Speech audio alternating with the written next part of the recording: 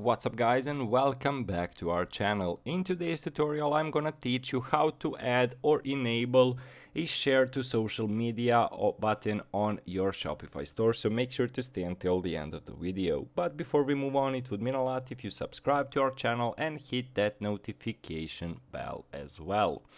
So what you need to do is you want to enable social media share buttons on the product pages. Go to online store, select the themes.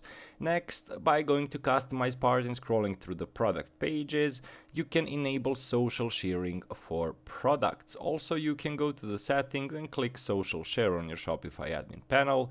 Then to enable the social sharing button visibility, select enable. From this part, you can arrange its position as right or left. Of course, you can make necessary changes and customize your social share buttons as well. To disable your buttons visibility, you can follow the same steps and select disable. So when you go down to the settings, which is in the down left corner, you can find social options over here. As you can see, unfortunately, I could not find it over there because currently my account is on trial, but you can also go through the online store, select the themes, go to the theme you're currently using, click on it as a customize, and just add that button over here. So overall, quite an easy process, guys, and hopefully this video was helpful to you. As always, thank you so much for watching and see you in our future videos. Goodbye.